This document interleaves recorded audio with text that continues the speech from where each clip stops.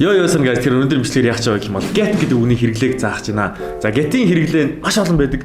Тэгтээ эхнээс нь хамгийн түгээмэл ашигладагаас нь ахуулаад ингээд заагаад явчихъя. Эхнийх нь болохоор очихын get, очих, эсвэл тийш очсон байна, ирсэн байна гэсэн иймэрхүү зэрэг хоёр утгатай байдаг байхгүй. Жишээлх юм бол I got there at 7 гэх юм бол би 7 цагт тэнд очсон гэсэн утгатай. Эсвэл I got here at 5 гэх юм бол би энд 5 цагт ирсэн гэд очсон, ирсэн гэсэн хоёр утгыг зэрэг агуулж болдог тиймэрхүү утгатай байхгүй. Тэгэхээр яг I arrived there at 7 эсвэл I came here at 7 гэсэн энэ arrived, came хоёрын яг ингээд хоёулынгийн зэрэг ашиглаж болдог тиймэрхүү үг байгаа шүү. Гэхдээ хамгийн гол нь get гэдэг нь нөгөө хоёрыг бодвол арай жоохон албан бус гэсэн үг. Яг ихэвчлэн яриан дээр ашигладаг. Бичигдэр ялангуяа тийм өндөр түвшний бичиг дээр бол get-ийг бол бараг харахгүй шүү. Окей? Хоёрт нь болохоор авахын get. Авах гэдэг юмуд одоо дэлгүүрээс бас худалдаж авах гэж бас байж болно. Эсвэл хүнээс юм ингээд түр зээлж авсан гэдэг ч юм уу. Тиймэрхүү гэж байна. Жишээлх юм бол I got this phone at Teddy гэх юм бол Teddy-гээс энэ нууцыг авсан. Teddy гэсэн одоо төвөөс энэ нууцыг авсан гэсэн утгаараа.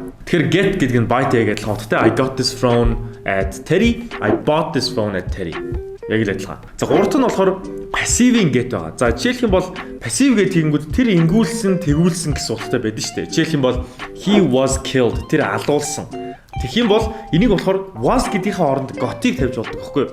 He got killed гэх тэр алуулсан яг was killed гэдэгтэй адилхан. Get гэдэг нь passive дээр байдаг нэг is, was, are, were гэсэн үгнүүдийг нэгсэндээ орлуулад ингэж бичиж болдог байгаа шүү. Тэгэхээр нэг жишээ юм бол he got his hair dyed гэхээр тэр үсээ бодуулсан гэсэн утгатай. Дөрөвт нь болохоор хүмүүс жоох ойлгоход хэцүү байж магадгүй. Энэ нь болохоор тэр хүнийг ингэхэд хүргэсэн эсвэл ингэж ятгсан гэсэн утгатай байж болдог байхгүй юу? За энийг яг бүтсэн яг ямар хуу байдаг вэ гэх юм бол I got гэнгүүтээ яг хэнийг ятгаж байгаа нь тэр одоо хүнийхээ нэрийг ч юм уу эсвэл object-ээр тэр эрэхтэй тэр эмхтэй гэдгийг оруулах хэрэгтэй гэсэн үг. Жишээлбэл бол I got him гэх юм бол би тэр эрэхтэйг ингэж ятгсан гэсэн утгатай болох нь. Тэгэхээр одоо энэний араас нь to verb гэж араас нь залгах хэрэгтэй. Жишээлбэл бол I got him to гэнгүүтээ eat. I got him to read. I got him to do his homework. I got him to read a book. I got him to eat vegetables гэдэг чинь. Тэгэнгүүт ногоогоо идүүлэхт нь ятгсан, ном уншихт нь ятгсан, гэрийн долоор хийхт нь ятгсан гэдэг ч юм уу.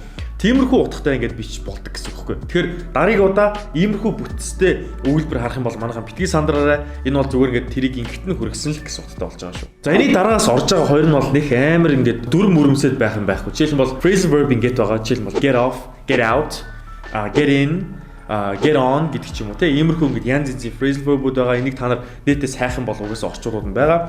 Тэгээ хамгийн сүүлийнх нь болохоор хамгийн амархан нь баг I got it. Энэ болохоор би ойлголоо гэсэн үг. Жишээлбэл бол do you get it гэхээр чи ойлгож do you understand гэдэгтэй яг адилхан. Do you get it? Do you think he got it гэх юм бол тэр ойлгосон гэж чи бодож гин үү? Тэ тэр ойлгосон юм шиг байна уу гэдэг ч юм уу. Иймэрхүү байдлаар understand буюу ойлгох гэсэн үгийг ингэж оролдог байгаа шүү. За тэгэхээр өнөөдөр хичээл ингэ дууслаа бүгд тэрийг ойлгосоо байсан гэж найдвар манай дуун чатны онлайн сургалтын бүртгэлийг хийсэн байгаа шүү. 3 сарын 29-нд төсвөн дээр байгаа линкээр